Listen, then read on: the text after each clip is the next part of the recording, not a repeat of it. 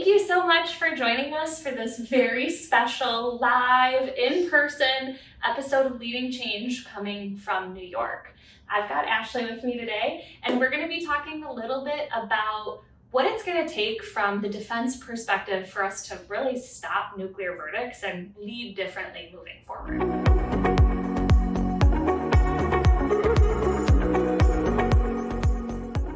But before I get going with all the questions that I've got for you, can you give everybody an introduction? Yes, thank you so much. Hi, I am Ashley Fetko. I am a partner as well as the head of growth and client engagement at Tyson Mendes.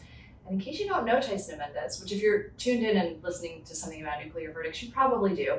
But we are the anti-nuclear verdict firm. We track them, we analyze them, we are bent on stopping them, and we've developed a set of skills and strategies that we know work to stop and to prevent them. So we geek out about this stuff and we are determined to stop them because they drive social inflation, which is bad for all of us. They're bad for everyday Americans who have no idea what's even happening in courtrooms in their own communities. So this is deeply personal to me and deeply personal to Tyson Mendes. So I'm so excited to be here and talk to you about this. Well, I'm excited as well. So to get us started, I think one of the things that I hear a lot about why nuclear verdicts exist and why they're difficult from the defense perspective is that the plaintiff's bar is constantly collaborating, working with one another to share strategies, communicating.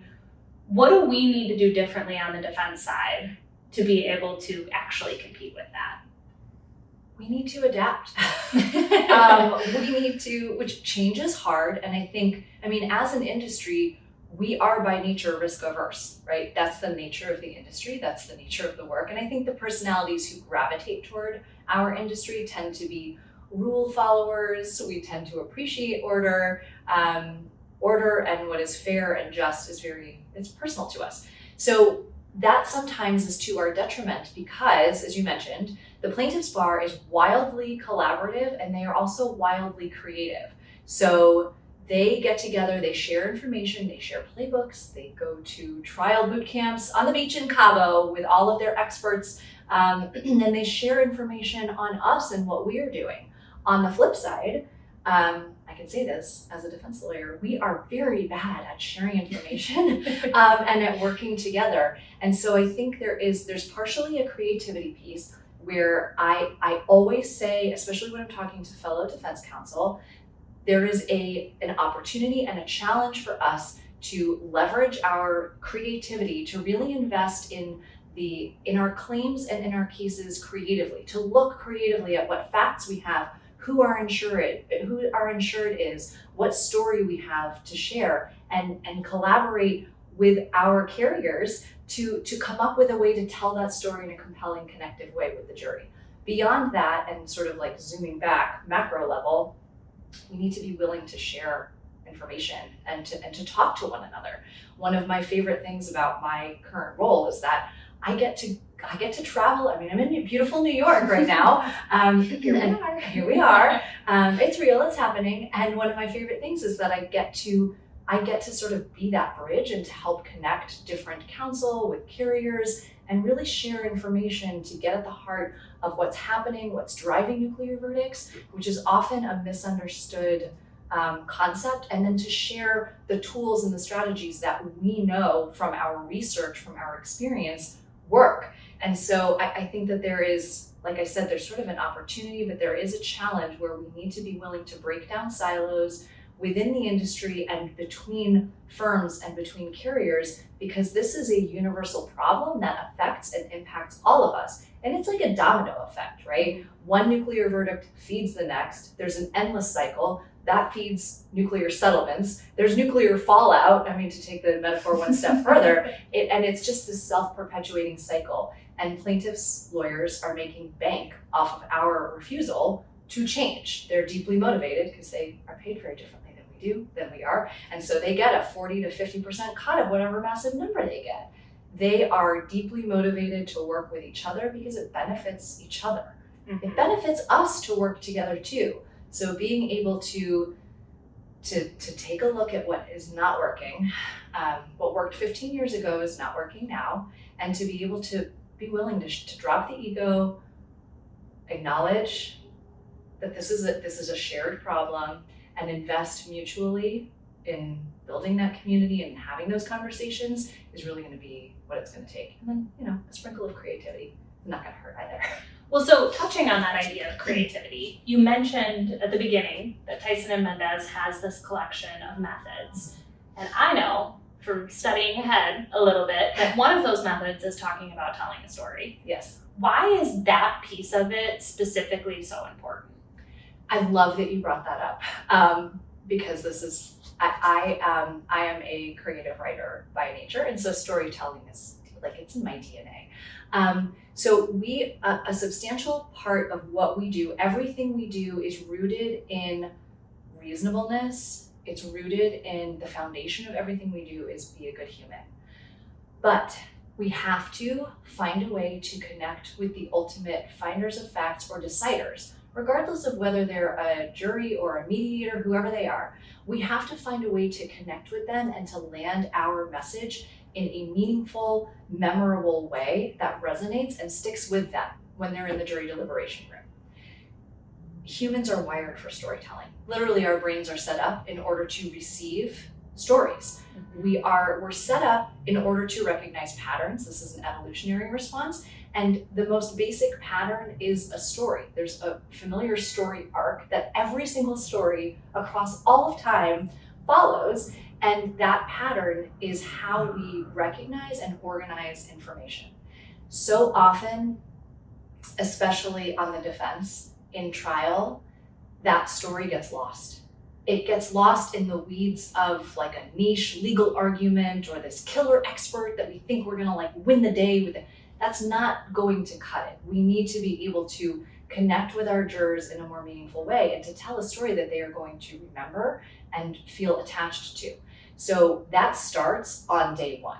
Being able to identify the story of who our insured is critical. One of our core 4 strategies that we use in every single case is we personalize the defendant, regardless of who they are. Because, for all of the reasons we're talking about, because of storytelling, but also because corporate identity effect is a very real danger and threat to corporations and entity defendants. So even if you're a public entity, still at risk of corporate identity effect. Mm-hmm. And what that is the phenomenon where jurors, or humans just generally, because remember, our jurors are humans, hot tip. If you tune in for no other reason, tune in for that. Everyone is a human. Everyone is a human. Lawyers, questionable sometimes, but I can say that as one.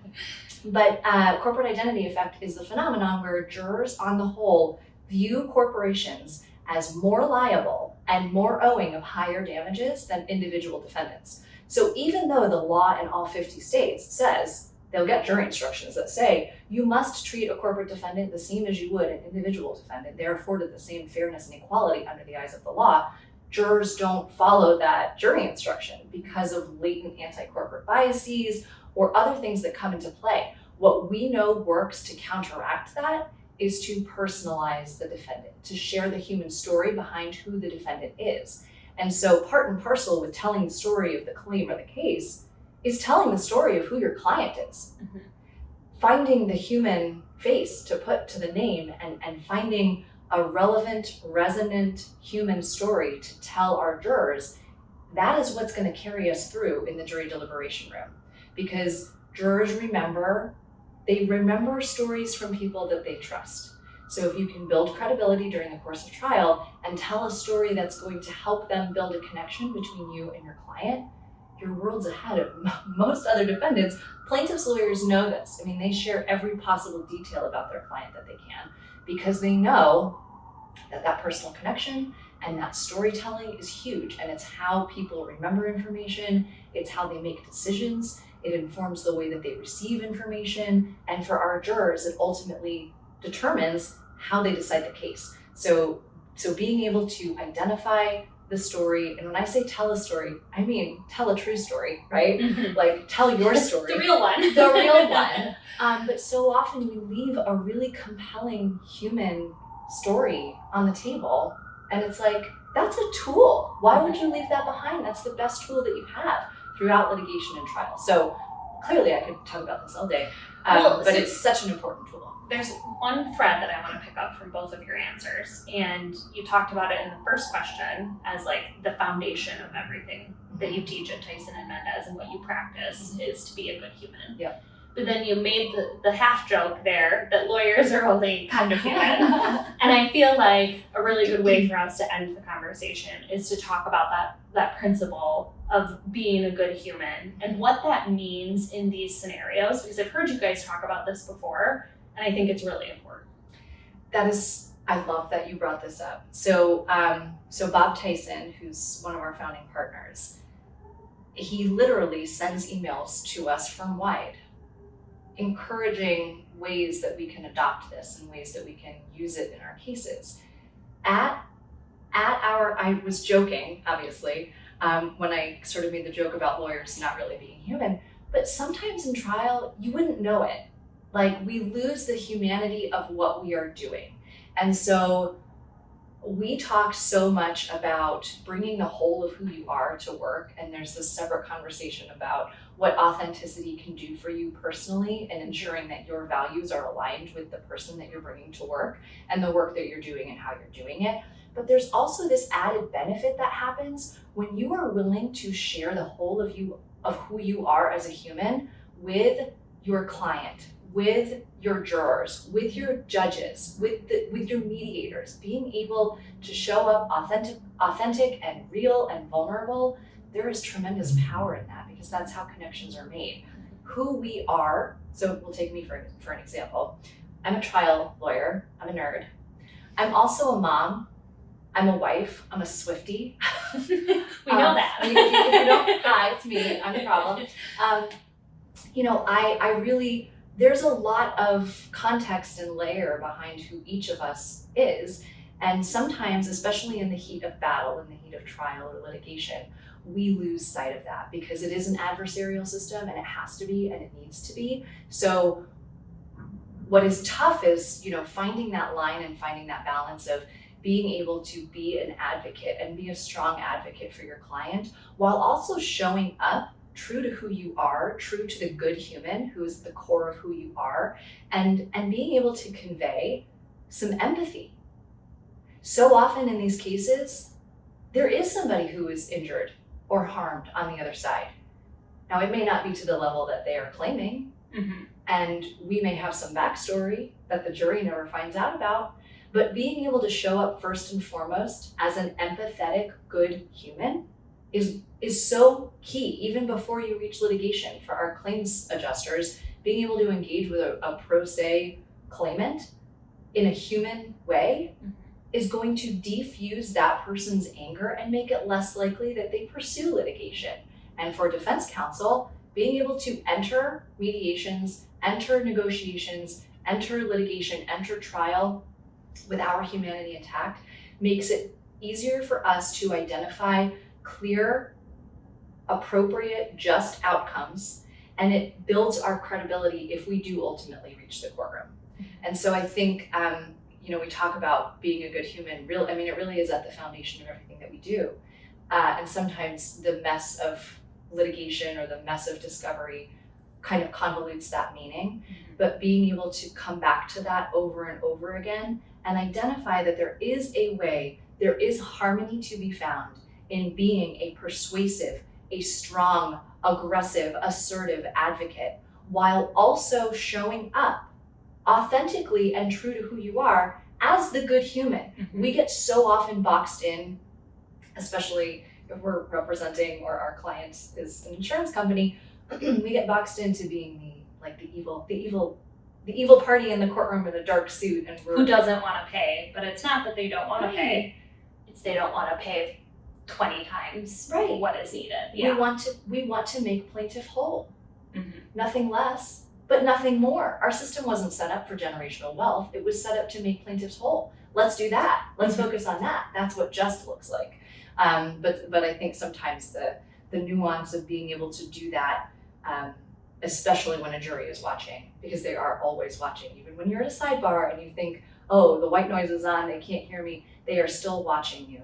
And being able to deliver on who you are and show up as the good humans that I truly believe exist within all of us, even in the heat of battle, that serves our clients better, and it serves justice better, because plaintiffs who are injured do deserve to be made whole. So let's focus on that and equip the jury with the tools that they need to reach a just outcome and to identify what actually is fair and reasonable. Sometimes that gets lost. And when we show up as anything less than a good human, if we show up and we are that evil corporation, we are not doing our clients any favors, because we're only fueling the anger that is ripe in that jury deliberation room, and that is paying plaintiffs' lawyers' paycheck. Yeah. So it's in our best interest to actually remind ourselves, tap back into our empathy, and return to the foundation of being the good humans that I believe that we are. So, well, thank you so much for joining me for the discussion, Ashley. And for everybody who watched, if you're not already, make sure that you get connected with Ashley, because there's a lot of fun stuff coming down the pipeline. oh yeah, All tied to this and leading a new way for defense counsels all over the board, whether they're with Tyson Mendes or beyond, to hopefully stop, or at the very least limit, nuclear verdicts moving forward. I think this is the year. I think 2025 is the year we stop nuclear verdicts. I believe in us. There we go. Well, thank you everybody for watching, and have a wonderful day. Thank you. Thanks for joining us for this episode of Leading Change. If you like what you saw, be sure to come back on a weekly basis and subscribe for more expert interviews focused on digital transformation, change management, and emerging technologies.